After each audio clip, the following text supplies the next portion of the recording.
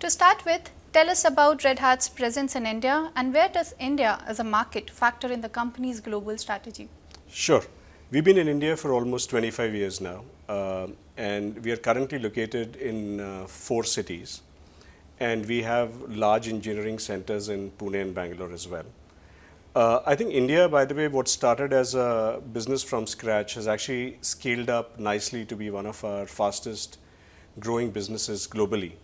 And this is primarily because India has actually embraced open source software at its core. And we are today behind the transformation of some of the largest financial institutions, airlines, telecom companies, and some of the most innovative manufacturing conglomerates as well. In addition, India is also, outside of the US, one of the largest contributors to open source code development. And Indian developers have embraced Red Hat community versions of the product quite closely. And hence, by the way, both as a market and as a talent for engineering, India is at the center of our strategy currently globally. If you were to rank India in terms of as a priority market for Red Hat, where would that stand? I would say India would be both for Red Hat and IBM one of the top 5 growth markets globally, right? So our priority is right up there. I think we are actually evaluated by our CEOs directly. And overall, I would say we actually get the investments and the attention which a market like this deserves. A lot of India's public technology stack, including UPI, relies heavily on open architectural principles. That's correct. Where does Red Hat see the next phase of public sector digitization? And what specific opportunities are you looking at to tap within the state and central e-governance structures? There's a few things. I think Indian government, both central and state, are actually heavily invested in the open source architecture principles. And their strategic priority is to not get caught into proprietary technology stacks. So from that perspective, I think Red Hat has a very important role to play, right? There are Indian digital public goods which have been created, and they will go through their appropriate modernization as AI technology evolves and as technology evolves as well. And we will see a little bit of that modernization happening across the board, right? You already see it in Passport, you see it in some of the citizen-centric services like Aadhaar, UPI, and so on. So that will continue. I think the states have also embraced e-governance, at their core, and including in areas like land reforms and others, right? So that will continue. I think the focus of the government will be more in terms of infusing, AI technology inside some of these applications and also making it more vernacular and user-friendly. And we will see a lot of that as well. And finally, on the whole defense and the paramilitary side of the structures as well, as demand for AI comes in, you will see, by the way, people working with made in India stacks for AI, which actually can be quite sovereign in nature. So I see all those 3 different areas, whether it's central or state or defense, is actually being open to open source principles, and I think somebody like a Red Hat having a role to play out there. Navtesh, the global IT industry is undergoing a complete structural overhaul. Yes. What would you say are the current shifts and trends that are defining India's digital landscape currently? In the context of the global this thing? There's a few things, right? I think there is this whole race towards creating AI factories, right? And that, by the way, has led to a race for silicon and race for memory chips and everything else, right? I think that's defining a lot of global capex spending. People are prioritizing on infrastructure. I would say it will be the same for India as well, right? I think number 2, there is a push happening across the world on the whole open sourcing of AI models, right? What do you call open weight models, and bringing in lightweight, more effective models in. I think that same trend line will happen in India as well. Number 3, I think there's a lot of push around agentic architectures and how do you actually enable agents to, by the way, play roles in processes. So most of the apps and workflows will get digitized as well with agents. I think something very similar will happen in India as well, right? And on top of that, I think the Indian IT services companies, which, by the way, are actually involved in some of the large digital transformations globally, They will also have to actually take that learning and redo their own processes and systems so that they can actually harness the power of these technologies better than anybody else in the world. And I think they will use India as their home market as a way to, by the way, test and figure out their new plays and new processes, right? So I would see India also becoming an innovation hub for them going forward. I think those are the four I would say are the big trends I see. Navtesh, India is a very unique market when it comes to structural deployment of technologies. With Indian regulators tightening rules around data sovereignty, cloud security, AI governance, how does an open hybrid cloud structure help Indian enterprises to develop and build compliance-first local models? Yeah, no, so it's a complex question and it's still evolving, right? I think one step at a time. I think the first thing which is important is people will want to actually keep control on data, and hence they will decide where compute on that data has to happen, whether within the borders of the country or within the borders of an organization. Number two, I think the models themselves, you will want a little bit more transparency into the models and being able to play around with the weights of the models and the training of the models. And number three, you would also want governance around the way AI is deployed, so that you can make sure that there is no black box dependencies being built and actually the right compliances are happening. Now, all of it actually requires an architecture which is not proprietary. It requires an architecture which, by the way, is open by design. And hence, by the way, at different stages, you have multiple eyes looking at it. And I think to that extent, open architectures have a role to play. Number two, you mentioned the word hybrid. The moment you actually start looking at control, you actually want architectures which are either in the cloud or partly on-prem. And to that extent, I think the hybrid architectures will come. And the only way you can actually get software to run across across any infrastructure platform in a hybrid fashion is through open source players like Red Hat, right? And when you look at somebody like us, ultimately the code itself belongs to the user. So to that extent, I think there is full control on control and flexibility and no exit issues on the code itself. And I think that, by the way, my sense is in India will continue to become more and more important in context of what you just mentioned as what the government is trying to do.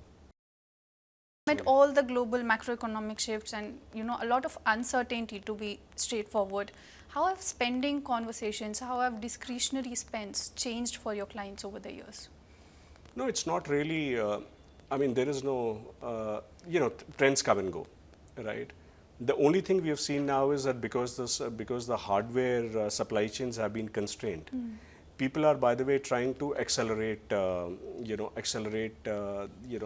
supply chains to get their hardware on time.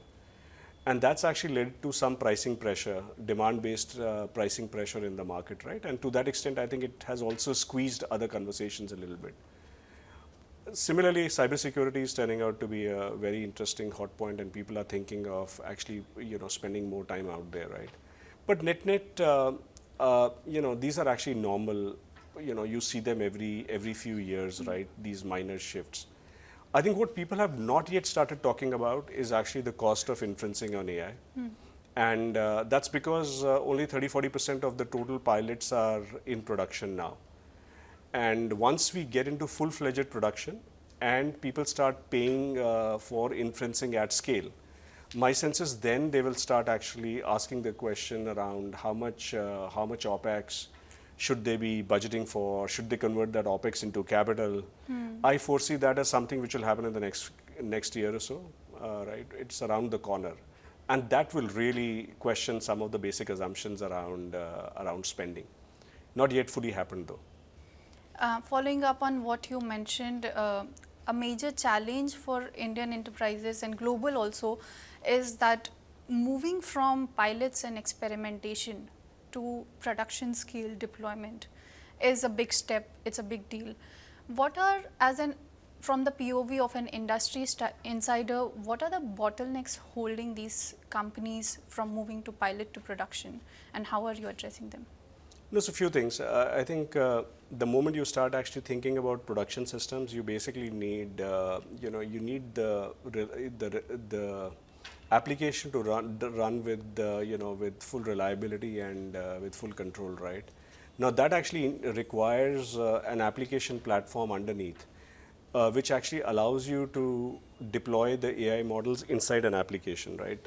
And not everybody, by the way, has thought through their entire DevSecOps, development pipeline, okay? And hence, pilots are happening somewhere else and production is happening somewhere else, and to that extent, the movement is not seamless. If you were to use something like OpenShift platform of ours, I think you would have been able to do it in a very seamless manner. So that's one piece I see, which is structurally stopping people from doing that. The second one is that there is this whole piece around how much would this cost when it is run at scale. When people are doing the maths on the numbers, I think then they're asking the question, hey, should we be running this particular model? Can we use something which is more cheaper? So that the stack is getting questioned, right? So that's the second piece which is out there. I think the third one is, most of the companies, the development is happening within the IT teams, and the adoption actually needs to happen on the businesses side, and hence there is a change management or a people issue as well, which actually allows the transformation to take root. And maybe the last piece I would say is that the AI talent is scarce in the market, and also employees have to be ready to adopt AI. And I don't think people have actually done, I mean, where it is not happening, people have not done a great job in, by the way, making their teams ready to accept the benefits of the technology, and also, by the way, take whatever other alternate repercussions happen also, right? So I think it's a combination of few technical issues and few organizational change management issues, which are at the heart of what's actually retarding the rate of adoption of AI, at least in India, as I see it. Very dated yet still relevant question, as you mentioned also, is the concerns over job losses with AI coming in. While upskilling is a factor, what is your take on job losses when it comes to IT industry in India? And apart from upskilling, what are the other things that can be factored here? Yeah, listen, I don't think we've actually done a full study of the impact of this technology on the full IT landscape, right? There are only few things I will actually tell you, right? I think the first one is that it does actually unlock efficiencies, right? So, organizations should be able to see between 2 to 5% efficiency gains year on year, at least for a few years, wherever they're deployed the technology. Number two, I think it also creates, a much higher level. It creates the need for much higher expertise in being able to run this technology as well, because some of the basic work is actually being done for you, right? So the need for expertise actually goes up. Number three, to deploy the technology, processes need to be re-architected as well to get the full benefits of this, right? I don't think that's actually happened. That's happened yet. So net, I do see productivity benefits coming in. I think given a high growth rate market like ours, where by the way our nominal growth rate might be north of 10%, I think we should be able to consume the productivity benefits inside, and yet be able to grow our employment base as well. That's the first pass thinking we have. But I think the jury's out. I think this is still an evolving field. We'll see where it goes, right?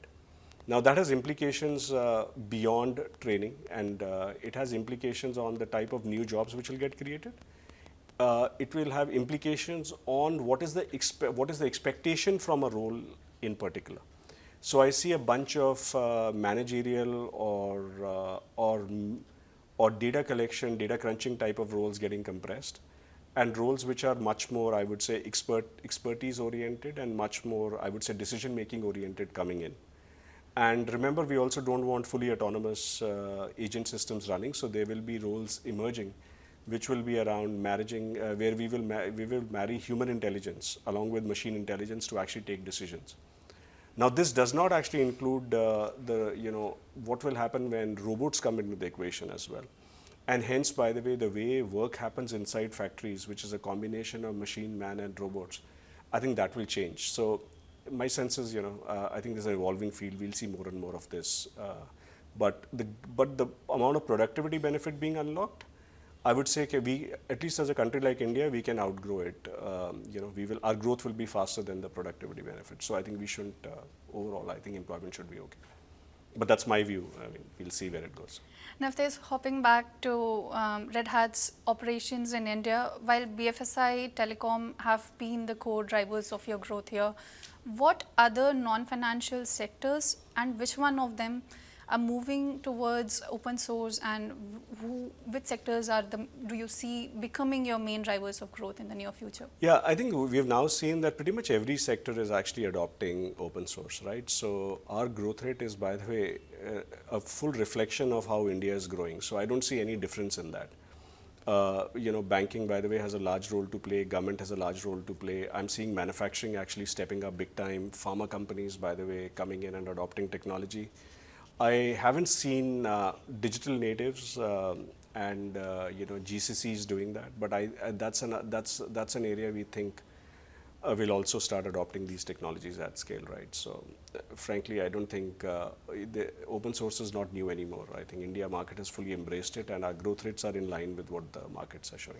And while we are at that, take us through Red Hat's expansion roadmap for India over the next 5 years, and how does your investment pipeline look like? Yeah, I can't share exact numbers with you, but I think India continues to remain a very important market for us, both for talent and also also as a market as well. So you will see us basically continuing to invest on the growth side, including, by the way, in our partner and ecosystem base. And you will also see us actually growing on the engineering side, where I think India is a great talent for some of these new technologies, right? So I think the importance will only go up given where we are, because India has already become, for example, the largest consumer, one of the largest consumers in the world for AI inferencing today, right? So I think we'll just basically make sure that we don't lose that momentum which we already have here.